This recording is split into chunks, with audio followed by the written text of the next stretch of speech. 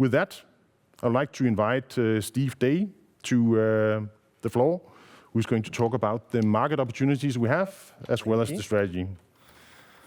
Okay, thank you very much. So, before we dive into strategy, what I want to do now is have a look at the markets that we currently play in and look at the areas that we've investigated as potential growth opportunities. Take those markets and also look at ArcticZymes' core capabilities and how we're suited to serve those markets, be competitive, and generate value. Okay. So we manufacture enzymes, but there are many parts to that. So let's start with innovation. We have a strong internal innovation platform that allows us to identify customer needs, identify potential lead molecules, and take them through the product development to market. We complement this with a strong external network of collaborators, which allow us to add skills and capacities to enable us to work wider than we can in our team. This is something we're going to look to accelerate as we hope to fill our product pipeline over the coming years. External connections and collaborations, adding new skills as and when we need them is something important. This has been mentioned before, we have 30 years experience manufacturing enzymes. It's really hard to overstate how valuable and impactful this is. 30 years experience. Making an enzyme isn't as simple as taking a sequence, putting it into an expression platform, putting it into a fermenter, and purifying it. It takes skill, it takes expertise, it takes knowledge. There's a huge degree of craftsmanship that goes alongside this. This is something you only get with the accumulative knowledge of a business that's been doing this for 30 years. This is not easy to replicate. You can't just pick up our business and put it somewhere else and hope that it works. People are a core part of this expertise and skill. Layered on top of that, driven heavily by our needs from our customers, we have a strong quality component. We have heavily developed quality systems within the organization. We're ISO 14385, and we're capable of manufacturing GMP grade internally. And why is that important? Well, as we've mentioned, we're in highly regulated industries. Where customers move from R&D and want to move into manufacture, there's a big regulatory hurdle for them to cross. Having products which are already to grade for manufacturing helps to minimize that leap for our customers, which makes us an important partner in that process. But what makes ArcticZymes different from other enzyme manufacturers? Well, a core clue to this is in the name.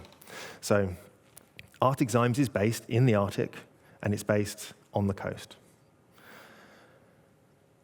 As a result, many of our initial organisms were actually sea-based, so marine Arctic organisms, which has two main features. The first one being, if you're a marine organism, you need to have your enzymes working in a salty environment. But why is that important?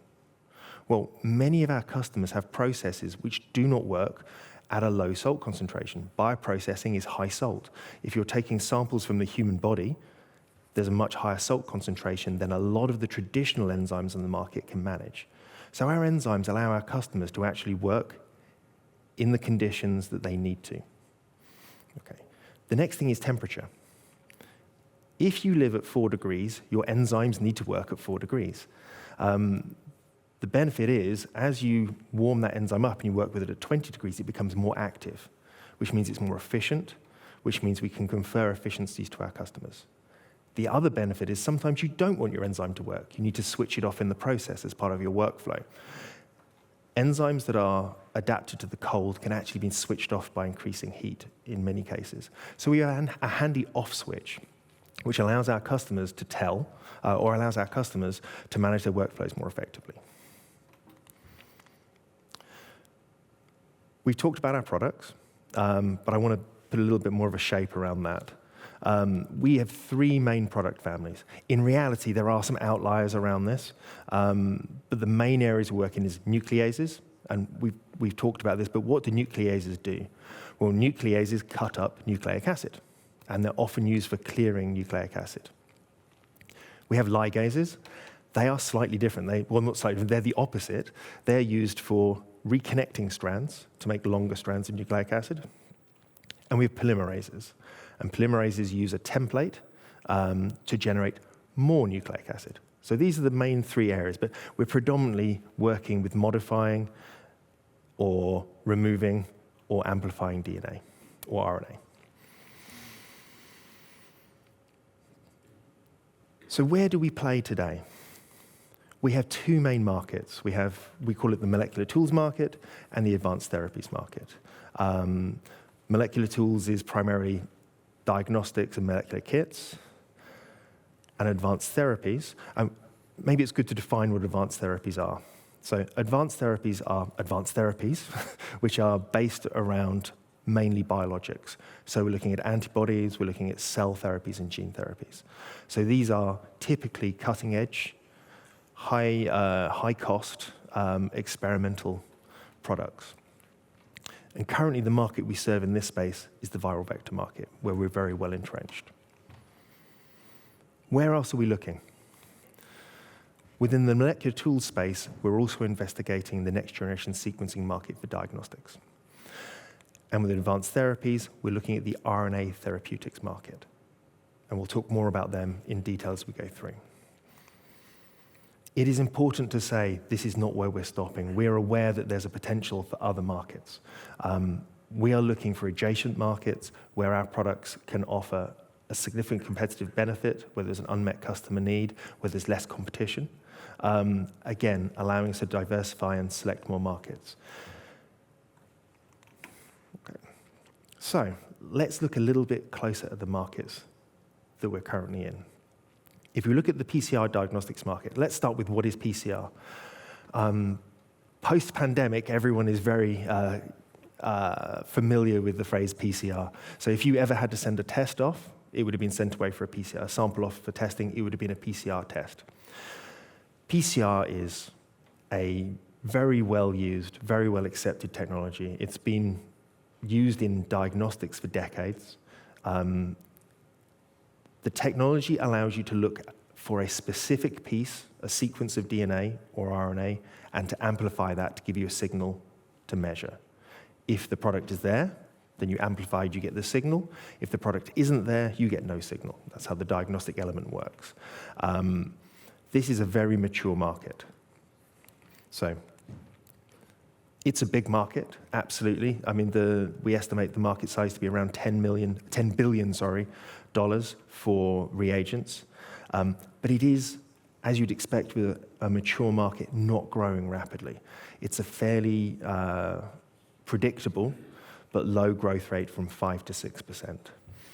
This is a mature market. Many of the technologies here were established some time ago, and we had a huge acceleration through COVID, which means a lot of companies have done the work, they've built their diagnostic platforms, they're not looking to add new suppliers in, which means there's a high barrier to substitution, which is great for us where we're currently in a platform, but it does mean taking additional business share there can be challenging. The core products in this space are COD-UNG, which is one of our nucleases. COD-UNG allows you to prevent cross-contamination risks from previous tests. And of course, polymerases sit in this space as well. If we look at the core drivers for this market, as you'd expect with a mature marketplace where it's a well-established technology, cost reduction is a clear driver for our customers. Alongside this, you have kits that are being made and shipped around the world. As such, you want to maintain and increase your sensitivity, and you need stability. They're, of course, our customers are always looking to reduce risk because, I mean, there's a big challenge if you have false positives in your tests. This is a problem in patient management. If you look at where we currently support this market, we can help with increased sensitivity. That's something that COD-UNG does very well. And we can help reduce risk, which is something that COD-UNG does well. However, in our product mix today, we don't want to be looking at cost reduction. We don't want to be selling enzymes cheaper and cheaper. We want to be building value. And we don't directly support stability. So that's a snapshot, and we'll come back and summarize these afterwards. Let's compare that to a new emerging market in diagnostics, which is the next generation sequencing diagnostics. What's the difference? So With PCR, you ask a specific question. Is this here or is it not? In sequencing, you don't. You take all the genetic material and you look at everything that's there. And then you ask questions of the information you get back, which means you don't have to ask a specific question at the beginning. Now, sequencing has been around for many years. Next-generation sequencing has been around for many years, but mainly as a research tool. It has been too slow to use as some form of to be used as a frontline diagnostics tool. However, with the emergence of metagenomics, which you'll hear this a lot today, but metagenomics, the technology and the techniques here have allowed us to speed up how quickly you can get results from next-generation sequencing, which means you can start to move sequencing away from being a research tool or a much later stage diagnostic tool to something that can sit in the front lines. As you'd expect with a newer market, it is smaller. However, it is growing much faster. That's attractive for a small company who can offer innovative solutions. It gives us a great space to grow into. Because it's new, there's new techniques coming through, and new techniques give you opportunities, and metagenomics is a great example of that. So it's a fast-growing market with some new techniques becoming applicable with opportunities to grow. And if you look across the workflow, actually, all of our main product groups can fit into different stages of this workflow. So what's driving this, or what drives customers in this marketplace? Well, they're after fast results. If you want this to be frontline diagnostics, it needs to be quick. But they're also looking for increased insight. PCR gives you a yes, no, and how much is there, but it isn't telling you anything more than that. And you have to ask the right question at the beginning. This allows you to have a much more expansive insight. Because you're not amplifying in the same way, or you're not always amplifying a region, you need this test to be sensitive, because you want to be able to see everything that's there. If a pathogen is there in 1 or 2 copies, you want to be able to see this. Sequencing isn't easy. PCR has got to a point where you can buy it almost in a cartridge and plug it into a machine. It is very simple to do in a lab. This is an R&D practice that is moving into the clinic, so it's complex. There's complex sample handling. There is a drive from customers to simplify this process, make this easier, make this something that can translate into a routine lab. And it is diagnostics, of course. So anything in diagnostics, there is a pressure to reduce cost. The areas we help make this faster. DNA clearance, again, we'll talk about later. Host DNA clearance as part of this process speeds this up significantly and increases sensitivity. And we're also looking at other solutions in the workflow to simplify this, and we're working with some of our customers to answer their logistics and handling challenges. The viral vector market. Okay, so viral vector is, we talk about it a lot. If you've ever been to an investment call, this is mentioned regularly. But what is viral vector? Very simply, and Lee can correct me if I'm wrong here, this is an engineered virus that's used for delivering genetic material directly into patient cells, be them internally or externally, at a very simple level. And the main applications you'll see for this will be gene therapy, vaccines, or cancer therapy. And when we say cancer therapy, it's predominantly CAR-T. Okay. So it's an interesting marketplace. It's significant from a reagents perspective.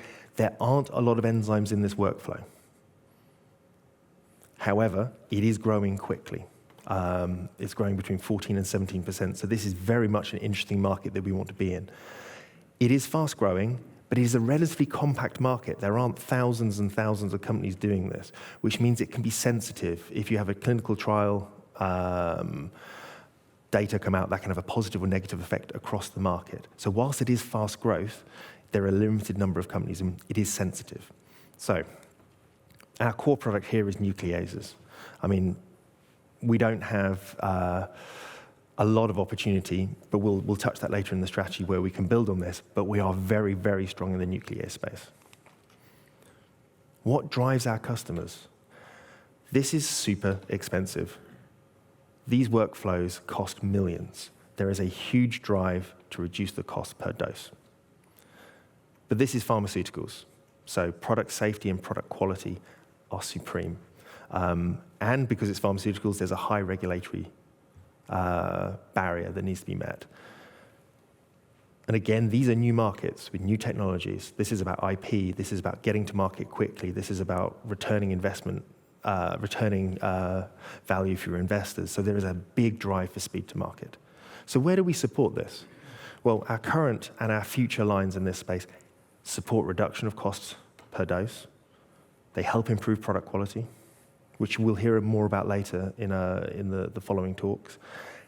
And our GMP grade allows us to reduce the barriers for regulation.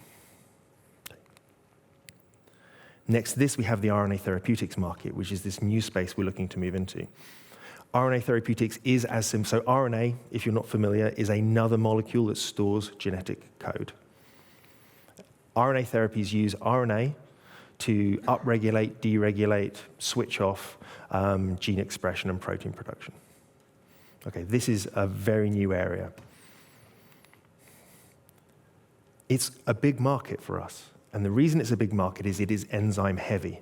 There are a lot of enzymes in the RNA workflow, which makes it very attractive for an enzyme manufacturer.